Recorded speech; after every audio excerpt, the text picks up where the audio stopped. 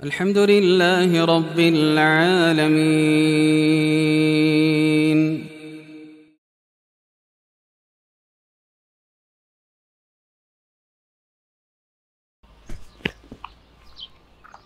Assalamualaikum warahmatullahi wabarakatuh. Alhamdulillah. Alhamdulillahi rabbil alamin.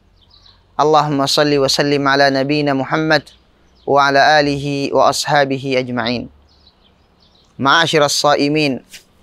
Allah Subhanahu wa taala dalam surat Asy-Syu'ara mengatakan ba'da a'udzu billahi minasyaitonir rajim, yauma la yanfa'u malun wala banun illa man atallaha biqalbin salim. Akan datang suatu hari la yanfa'u malun, tidak memberikan manfaat semua kekayaan yang kita miliki, wala banun, dan semua keluarga, anak-anak keturunan kita pada hari kiamat, illa man atallaha biqalbin salim, kecuali orang yang datang kepada Allah Subhanahu wa taala dengan hati yang salim. Ayat ini ayat yang sangat-sangat menarik dan sebenarnya di satu sisi juga menakutkan. Kenapa? Bahwa tidak akan ada yang selamat selama hatinya tidak salim pada hari kiamat. Ini menunjukkan tentang bahwa hati ini adalah segalanya. Hati ini adalah pandangan Allah. Hati ini adalah tempat muara dicatatnya amalan-amalan kita. Kapan hati kita bagus, kapan hati kita salim, maka selamatlah kita. Namun kapan hati kita ini sakit, kapan hati kita ini terpapar dengan virus, penyakit-penyakit hati, maka celakalah dan sengsaralah kita. Apa hati yang salim itu? Kalau kita bertanya kepada para jamaah sekalian, para pendengar yang dirahmati Allah, apa itu hati yang salim? Hati yang salim, sebagaimana dikatakan oleh Imam Al-Qurtubi rahimahullah, mengatakan al-qalbul khalis. Hati yang salim adalah hati yang khalis, hati yang tidak tercemar. Tercemar dari apa? Yang pertama, tercemar daripada kesyirikan-kesyirikan kepada Allah. Wa ma umiru illa liya'budullaha mukhlishina lahuddin. Tercemar dari apa? Yang kedua, tercemar dari kemaksiatan-kemaksiatan.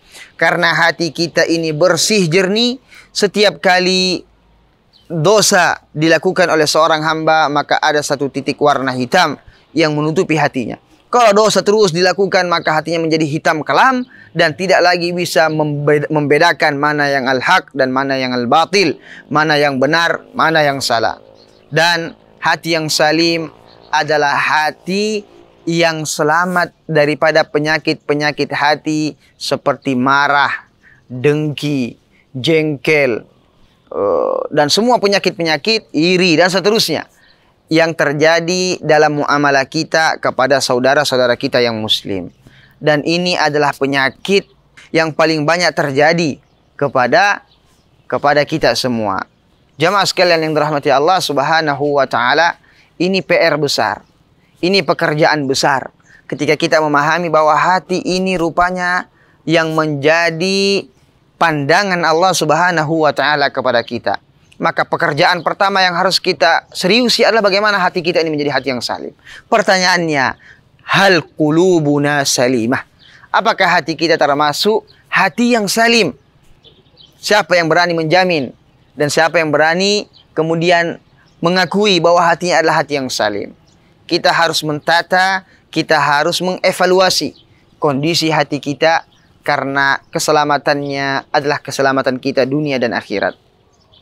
Ulama-ulama terdahulu menjadikan evaluasi hati sebagai pekerjaan dan proyek mereka yang paling besar.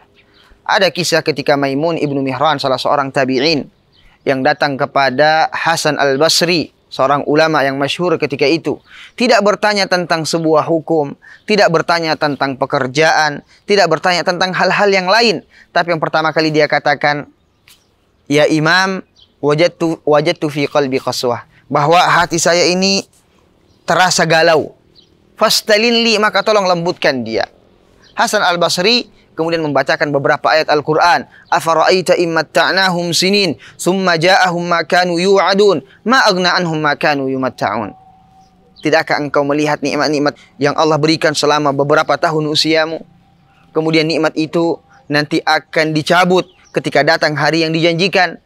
Ma agna anhum ma kanu yumatta'un. Pada hari itu tidaklah memberikan manfaat segala kenikmatan-kenikmatan yang dia kumpulkan selama kenikmatan itu tidak menjadi warisan-warisan kebaikan.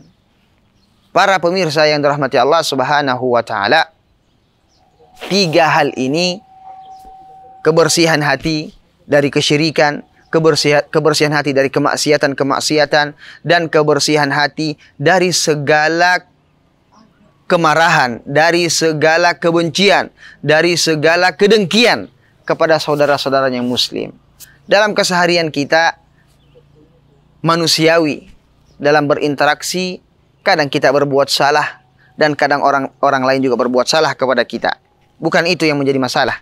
Karena Rasulullah mengatakan wa khairul khatta'ina at-tawwabun. Sebaik-baik orang yang berdosa itu orang yang bertaubat. Masalahnya adalah ketika kita tidak terbiasa untuk memaafkan, membersihkan hati kita, dan tidak ada sedikit pun sisa-sisa amarah dan kebencian kepada saudara-saudara kita yang lain. Dan ini yang berat. Tapi ini harus dan wajib kita kerjakan karena keselamatan kita berada di sana. Ma'asyiral muslimin, suatu ketika Abu Bakar As-Siddiq radhiyallahu anhu pernah marah besar. Beliau marah karena keluarga beliau yang merupakan anak tersayang beliau, istri Rasulullah Aisyah radhiyallahu anha, dituduh telah berzina. Dan yang buat beliau marah adalah yang menuduh berzina adalah orang bekas budak sahaya yang dimerdekakan oleh beliau sendiri, yang bernama Mistah. Jadi Mistah ini termakan berita hoax yang tersebar di Madinah oleh orang-orang munafik. Mereka mengatakan Aisyah telah berzina. Riwayat tentang ini atau cerita ini dikisahkan dalam surat An-Nur. Abu Bakar marah besar, mengatakan, mulai hari ini saya tidak akan memberikan sedikit pun kebaikan kepada Mistah. Masuk akal, manusiawi, karena air susu dibalas dengan air tuba. Maka turunlah firman Allah Subhanahu wa taala dalam surat An-Nur, "Falyafu wal yasfahu." Maka maafkanlah, maka ampunkanlah dan lupakanlah. Ala tuhibbuna an yaghfirallahu lakum?